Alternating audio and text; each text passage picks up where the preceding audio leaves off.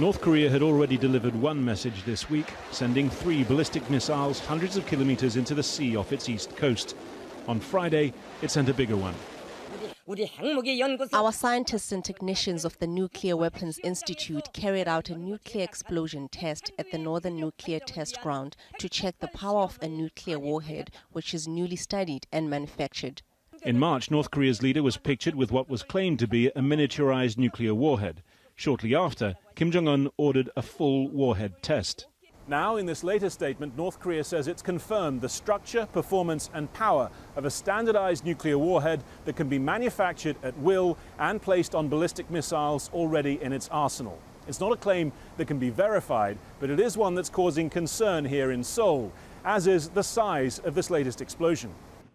South Korea's meteorological agency measured the artificial earthquake it caused as a magnitude 5.04. The US Geological Survey put it at 5.3. South Korean defense officials say the yield of that blast was likely to have been 10 kilotons, twice their estimate of the size of the previous test in January. It prompted this new threat of so-called massive retaliation and punishment. If North Korea harms us with a nuclear weapon, we will punish and retaliate by directly targeting North Korea's leadership, including the war headquarters.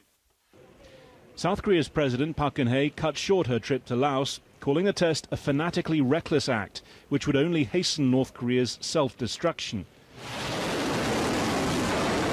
2016 has now seen 2 North Korean nuclear tests as well as a flurry of missile launches.